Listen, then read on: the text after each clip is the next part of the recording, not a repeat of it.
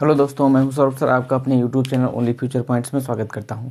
आज का टॉपिक हमारा ट्रिग्नोमेट्री है, एक्सरसाइज 8.1, जो कि एनसीईआरटी बेस्ड क्वेश्चंस रहते हैं। एनसीईआरटी में एक्सरसाइज 8.1 है ट्रिग्नोमेट्री। ठीक है, तो देखिए, आइए हम आपको पहला और दूसरा क्वेश्चन को अच्छे से एक्सप्लेन करते हैं कि किस प्रकार से इनको सॉल्व किया जाता है। देखिए, पहले क्वेश्चन में लिखा त्रिभुज एबीसी में जिसका कोण बी समकोण है, तो समकोण को ध्यान रखिएगा 90 अंश होता है। ठीक है, समकोण का मतलब कितना होता है, 90 अंश। A B 24 centimetre, B C 7 centimetre, निम्न का मान ज्ञात करना। उससे पहले आपको ये फॉर्मूले याद रखने होंगे। साइन थीटा और लंब बटे कर्ण, कॉस थीटा और आधार बटे कर्ण, टेन थीटा और लंब बटे आधार, कोसेक थीटा और कर्ण बटे लंब, सेक ए बराबर कर्ण बटे आधार, कॉट ए बराबर आधार बटे लंब। ये जो बेसिक फॉर्मूले हैं इनको याद रखना पड़ेगा। देखो, इसमें सबसे पहले हम लोग एक त्रिभुज का निर्माण करते हैं। इस तरीके से एक त्रिभुज बनाते हैं, ये इस तरीके से, और इसका नामकरण कर दिया जाएगा। और बी को यहाँ पर ही यहीं पे रखेंगे, ध्यान रखना, क्योंकि बी समकोण कह रहा है। यदि समकोण है कह रहा है तो बी को हमको यहीं रखना पड़ेगा। ये ए हो जाएगा और ये सी हो जाएगा। ठीक है, तो इसको या थीटा मानेंगे तो अभी आ जाएगा। तो अब देखो, थीटा के सामने वाली भुजा लंब होती है, तो ये क्या हो जाएगी, लंब। क्या हो जाएगी, लंब। समकोण के सामने वाली भुजा कर्ण होती है, यानी ये कर्ण हो गई।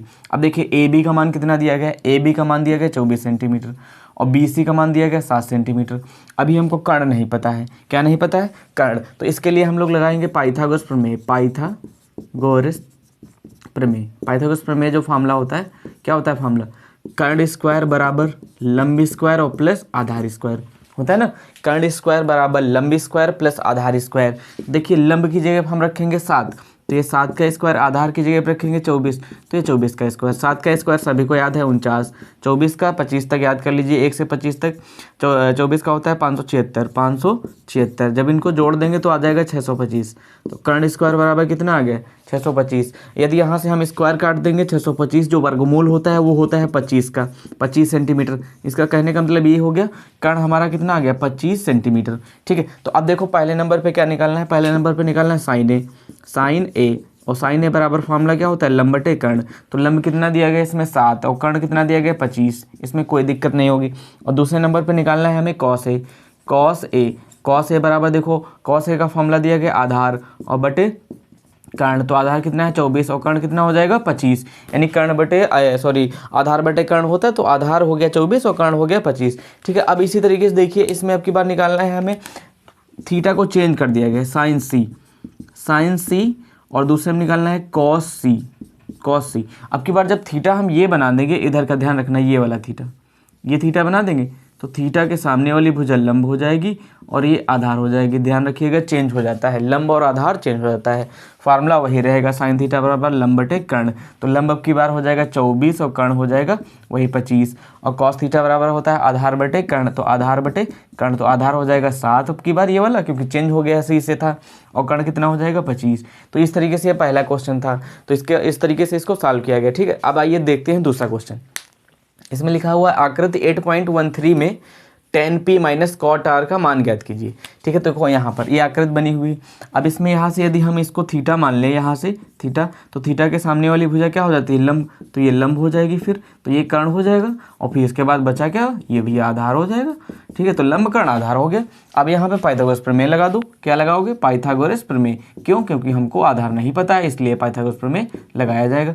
पाइथागोरस प्रमेय का सूत्र क्या होता है, कर्ण स्क्वायर बराबर लंब स्क्वायर और प्लस आधार स्क्वायर। जब हमें आधार निकालना हो तो आधार निकालने के लिए आधार स्क्वायर बराबर कर्ण स्क्वायर माइनस लंब स्क्वायर, कर्ण से माइनस कर देंगे, यानी 12। कर्ण का कितना है 13 का स्क्वायर और माइनस 12 का स्क्वायर। 13 का होता है 169 और 12 का 144। ध्यान रखना, ये सारे स्क्वायर को 1 से 25 तक रट लो बिल्कुल एक तरीके से। 25 आ जाएगा, 100 घटा दोगे 169 से 144, स्क्वायर काटोगे तो आधार में कितना आ जाएगा, 5 आ जाएगा। कितना आ जाएगा, 5। तो आधार कितना आ गया, 5। अब देखिए, यहाँ पर दो चीज़ें हैं। दो चीज़ें के लिए इसका यदि हमको tan p को थीटा मान लेंगे, यहाँ पर यदि हम p को थीटा मानेंगे, p को, तो p को ध्यान रखिएगा, थीटा के सामने वाली भुजा ये लंब हो जाएगी, ये आधार हो जाएगी। और यदि हम इसको मानेंगे तो थीटा के सामने वाली भुजा ये लंब हो जाएगी। तो अब देखो, यहाँ पर tan p बराबर होता है लंब बटे आधार, फार्मूला होता है। तो tan p को ये माना है तो लंब हो जाएगा 5 और आधार हो जाएगा 12। ठीक है, इसी तरीके से कॉट आर बराबर फार्मूला क्या होता है, कॉट आर बराबर होता है आधार बटे लंब। लेकिन आर अब की बार थीटा तो वही है, थीटा तो यही माना गया है ना, ये तो आधार बटे लंब। तो आधार कितना है, 5 है, आधार है 5, कितना है 5, और लंब कितना है, लंब है हमारा 12। तो 5/12 आ जाएगा। इस तरीके से देखिए अब हमको चाहिए क्या, tan p minus cot r का मान चाहिए, tan p minus cot r का मान चाहिए ना। तो देखो tan p का मान कितना निकल के आया है 5/12 और माइनस कॉट r का मान कितना निकल के आया है 5/12। जब दोनों समान होते हैं तो घट जाएंगे, घटने पर कितना आ जाएगा 0, कितना आ जाएगा 0। तो देखिए एक बार फास्ट रिवीजन कर लेते हैं फिर से। इसमें देखिए पहले क्वेश्चन में दिया गया था त्रिभुज एबीसी में जिसका कोण बी समकोण है, समकोण का मतलब 90 अंश, ए बी 24 सेंटीमीटर। इस तरीके से पाइथागोरस प्रमेय से लगा दिया गया साइन ए बराबर लंब बटे कर्ण, कॉस ए बराबर आधार बटे कर्ण। जब थीटा चेंज करेंगे तो थीटा के सामने वाली भुजा लंब हो जाती है, ठीक है। तो इस तरीके से ये सारे मान इसके निकल आए।